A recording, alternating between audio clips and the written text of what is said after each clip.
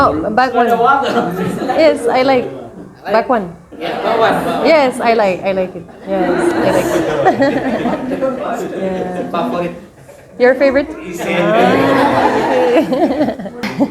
I come from France. So my city in France is called Nice. It's in the southeast of France, near the Mediterranean Sea. So there is the beach, the mountain, and yeah. For my studies, I have a bachelor's degree in English language.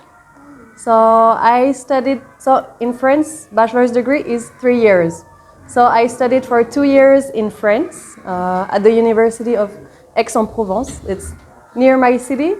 And I studied for 1 year in Scotland. I did a study exchange program for 1 year at the University of Edinburgh in Scotland.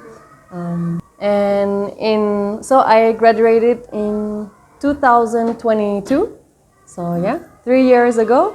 So now in France, I work as an English teacher, but mainly private English teacher, English tutor for students. And I also work with children in kids club, like summer camps in the summer, like with children from 4 years old up to 12 years old. And so usually I work, because in France, there are 4 seasons, so there are a lot of seasonal jobs. So it means that in summer, there are many job opportunities because it's a very touristy area. So I usually work in the summer, so I have short-term contracts, work in the summer. And then, yes, I have volunteered abroad in Cambodia, now here for 6 months. And I have also worked abroad in Iceland, also worked in Scotland. And I have traveled to many places as well, in between work and studies. I think that's all for my introduction. Now, if you have some questions about anything, friends, or volunteering, my background, anything, feel free to ask any questions. France is very diverse in terms of landscapes. So all the cities are so different. They all look so different. The cities in the south, in the west, east, north, they all have very different architecture. So different. That's why it's so interesting to visit many different cities in France, because it all looks very different. For example, just Paris, the capital city, with my city, looks totally different. My city, there are colorful buildings like in Italy, like red, green, yellow. In Paris, it's only gray, mainly gray, white, like this. So the architecture is very different everywhere. And then in terms of landscapes, like there are the mount. You want to translate? Okay. Yes.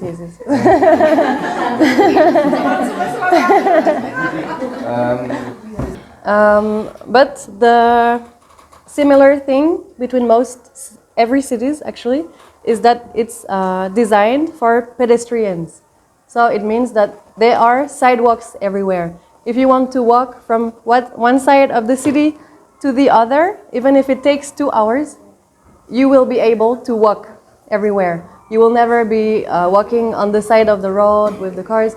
So it's very nice, and it's very much in the culture in France to walk everywhere. Even if my place of work is 30 minutes away or even 45 minutes away walking, I will walk and people will walk.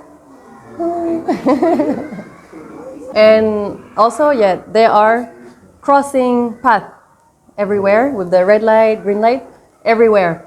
Because normally it's not allowed to cross anywhere. Like if there are cars, motorcycles, you're not allowed to cross. You can get a fine for this. So you have to cross only on the cross path when the light is green. Otherwise, if there are policemen, they can charge you for this.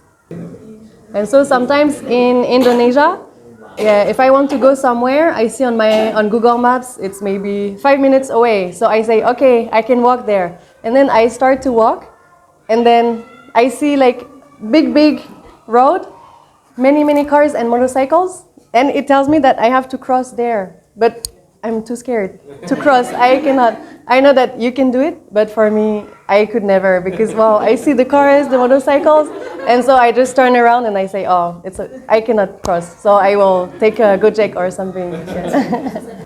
And then, yeah, there are more cars than motorcycles. There are some motorcycles, but not many. And same, it's also different. Not allowed to go more than 2 people on the motorcycle. Yeah, not allowed. And everyone has to wear helmet.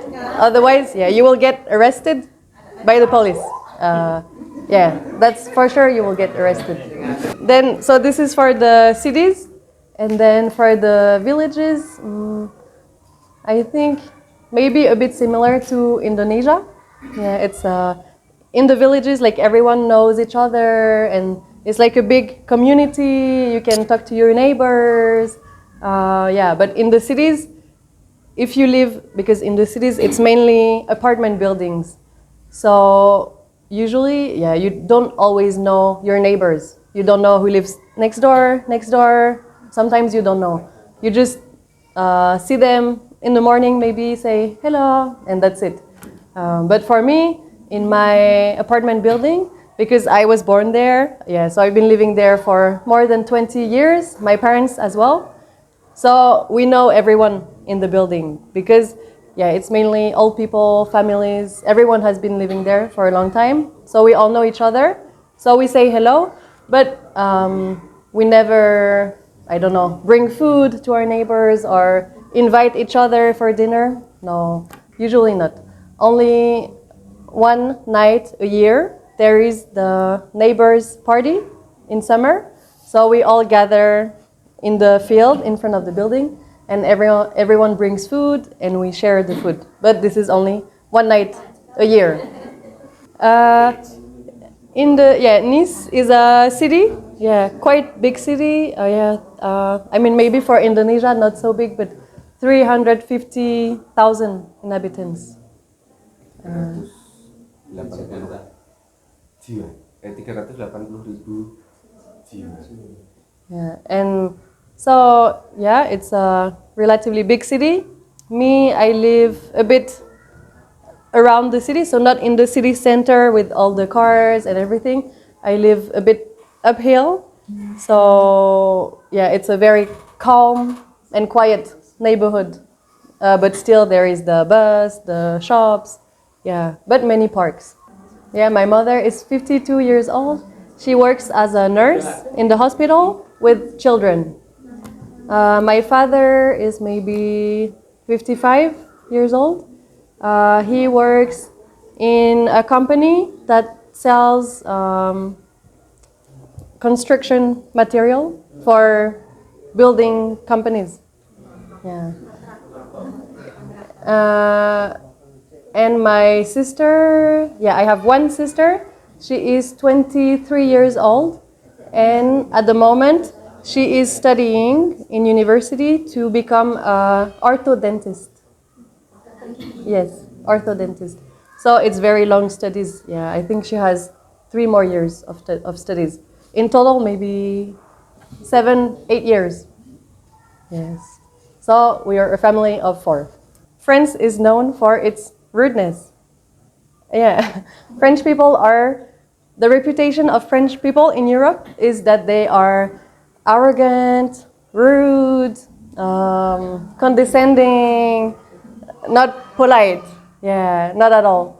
So I think that's a little bit true, but also not true. Like, yeah, many people in France are nice, of course, but I think maybe it's that they are very direct. So sometimes it can be interpreted as being mean or not polite or rude. Yeah, because French people usually they always say what they think, and it can come across as rude. So yeah, I think compared to friends, people in Indonesia are much kinder, more polite, more respectful, more welcoming. Yeah, and I think it's the reputation of people in Indonesia in the world that people in Indonesia are, yeah, so friendly and kind and polite and respectful. Yeah. My experience in this school and in other schools, like the students, they are so respectful. Like, yeah, they always acknowledge you and say hello to you. They are, yeah, I think if one of you as a teacher came to friends, maybe you would be a bit disappointed because you would not receive the same, welcoming, friendly atmosphere like this. Maybe, yeah, the students would say hello to you, but that's it. Yeah. Yeah. Always smiling, laughing. Even we met, we smile. Yes. But yeah, if you go to France, take the metro in Paris, for example, you will not see one single person smiling. Just everyone like this. Yeah, like people don't smile as much. Not as much. Like they smile when, yeah, they're happy, they laugh and everything, but not all the time. Yeah. And yeah, also one other thing I noticed is that, yeah, people here in the street, for me, I always feel like people know each other, even if they are strangers, like in the street or anything. Yeah, I feel like it's very easy for people to just talk to people they don't know, ask for something, like, oh, where is this? Ask for direction, or just make small talk or something. But in France, usually you don't talk to people you don't know, unless it's an emergency. But like, yeah, usually when I go about my day in France, even in the bus or anywhere, if it's strangers around me and I don't have a reason to talk to them, I will not talk to them unless I lost my phone and I need direction and it's an emergency. But otherwise, yeah, people don't talk to each other. And every time I talk to my family on the phone or my friends and I tell them just about my day, like, oh yeah, we did this and the children did this for me or this happened, they always say like, wow, like, oh my God, don't get used to it, because when you come back to France, it will be very weird for you. It will be a shock again to see how people are in France. Now that you are used to the kindness of Indonesian people, they always tell me like, wow, be prepared, because when you come back to France, it will not be like this. Yeah, okay. So why I chose to study English? So actually, at first when I was in school, yeah, up until senior high school, yeah, I liked English, but I had no idea what I wanted to study and what I wanted to do as a job. I had no idea at all. I was, yeah, very lost and confused. I didn't know what I liked. So at first, I went to university to study economics, but I didn't like it. I knew that I wouldn't like it because I hate math, I hate economics, so it was a bad decision. So yeah, I stayed maybe 1 month and then I dropped out because I didn't like it. So, but I had always wanted to go abroad to, yeah, learn English, but also discover other cultures, yeah, broaden my horizons. So I thought, okay, this is my chance to go abroad and do what I wanted to do. So I went to London in England for 6 months. So there I was working as an au pair. So au pair in Europe, it's very, very popular. It's when usually, yeah, a young person goes to live in a host family abroad, and they are like the nanny and the language teacher for the children. So basically, yeah, I was living in an English family. There were 2 kids, yeah, 7 and 9 years old. And I was like their big sister, like taking them to school and teaching them French, like this. So it was such a good opportunity to live abroad without having to spend money because I was being paid to do this. I was living there for free, food for free, everything for free, and receiving money. And yeah, it was the most amazing experience in my life because it was my first time to go abroad on my own. I was 18 years old, and yeah, I lived there for 6 months. And that's when I really, really, really improved my English because I had no other choice but to speak English because they didn't speak French. So I was always with them 24/7 speaking English.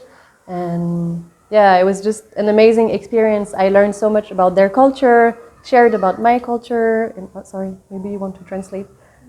Yeah.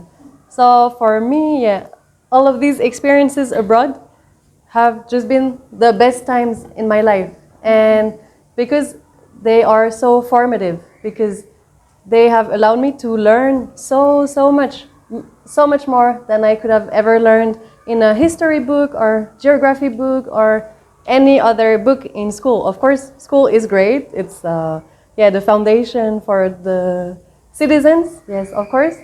But there is also so much that we can learn in the world from the people themselves. Like, for example, me being in Indonesia for 6 months, I have learned so much about the culture in Indonesia. Before coming to Indonesia, I didn't know anything about it. I only knew about Bali. But, for example, I had no idea that in Indonesia there were Muslim people. I didn't know. And I think many people in France don't know about it either. The people in my family, when I told them that the majority of the population is Muslim, they were like, "Oh, really? I thought they were like Hinduist, because they only think about Bali." Yeah. And yeah, of course you can, I don't know, learn on the internet and everything, but it's so different. Like in 6 months, yeah, the amount of things I have learned about the people, the culture, I could have only learned this by living with them in a host family, going to school with them, being in this environment every day. And yeah, I think the world is just so big and so rich in terms of cultures, and it's so interesting to learn directly from the people themselves. And to be able to meet so many people is just such a amazing opportunity. And yeah, I have also discovered things about myself because when you're always in the same environment, you only know yourself in this environment. But when you go to different environments, you discover so many new parts of yourself that you could have never known about in your same environment. So I think that's why it's so beneficial and formative. Yeah, because when you know yourself in the same environment every day, yeah, in Nice, in my hometown, you forget that part. In Nice, in my hometown, I was always, a certain way because you're always in the same environment, always in the same comfort zone. So you have the same routine, you never really do anything different. But when you go abroad, everything is new, everything is outside of your comfort zone, and it forces you to grow. And because, you can only grow outside of your comfort zone. If you're always in your comfort zone, you will never grow and evolve. And that's why I think it's so beneficial to always push yourself outside of your comfort zone. And when you go abroad, it's very challenging, to live in a very different culture from yours. It's so challenging, but it's also so beneficial and so formative. I have to say, at the beginning, it was very, very difficult because, just for breakfast, for example, in France, usually we always eat bread with jam, chocolate, cereals, fruits, only sweet things and light things. So, the first time that, I don't know, people would give me like noodles or rice for breakfast, for me, it was not even like, I was like, it was very weird for me to eat this for breakfast so early in the morning. And to eat so much rice, because in France maybe we eat rice. I mean, personally, maybe once every 2 weeks, or sometimes never. Yeah. So at first it was difficult, but then for me now it's normal. So I think it's just everything is a question of getting used to things. You just get a new habit, and now maybe when I go back to France, I will have to adapt again to eat sweet things for breakfast. Yeah, so I think everything is a question of habit. Oh, back one. Yes, I like back one. Yes, I like it. Yes, I like it. Yeah. Your favorite? Okay. So yeah, in France we don't wear uniform. In elementary school it's 5 years. And then I think that's also the main difference I noticed between France and Indonesia in the schools, because in Indonesia you focus a lot on character building, and at first I didn't even know what it was. When students were telling me about character building, I was like, but what is it? Because we don't have the same equivalent in France. In France, in the school, we only focus on the curriculum, only on the academics. For the extracurricular activities, it's not with the school. It's during the weekend or on Wednesday afternoon with your parents. Your parents are the one who decide, maybe you will do dance, football, whatever. And they, register you for extracurricular activities. But this also means that if your parents cannot afford to pay for extracurricular activities, you will not do extracurricular activities. So in school, I think maybe it's a bit more strict, maybe more disciplines, but also less freedom for the students. For example, when we eat lunch, we're not allowed to talk with our friends. We have to eat in silence. In the class, it's always silence as well. Otherwise, we get punishment. So it's quite strict. But other than that, we mainly focus on the curriculum and not at all on character building. I think the students in Indonesia are much more independent, responsible, mature. They have developed many other skills, like they are good at public speaking. They are confident, they can organize things by themselves, and I think this is lacking in the education in the French system. Because sometimes I see, in this school or in other schools, the students organize by themselves activities. They are very confident to speak with a microphone in front of people. In France, in my school, we have never done this. Maybe we do some presentation in English, in front of our class, but that's it. The students would be so shy and not confident to speak in front of people. And that's why I was so shocked. Here, other schools everywhere in Indonesia, the students in SMP, SD, they can speak in front of people. They feel very confident. And in France, no, we only focus mainly, just on the academics. We don't develop other skills. Because also, in France, we don't have any ceremonies. Ceremonies like on Monday, the flag ceremony, or other ceremonies, even for graduation, nothing. There is never any ceremony.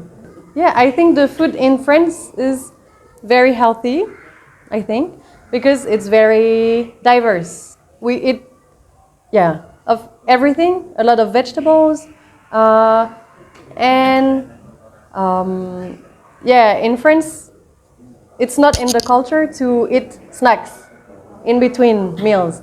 We only eat breakfast, lunch, and dinner. In between those 3 times of the day, we do not eat. We do not drink iced tea or anything else. And for our meals, we only drink water. So I think it's quite healthy. Because we eat of everything and no snacking. That was my big culture shock in Indonesia. Ada snack ya. Yes, that I see always people eating or giving me food again, and I ask them, is it for breakfast or for lunch? No, just for a snack.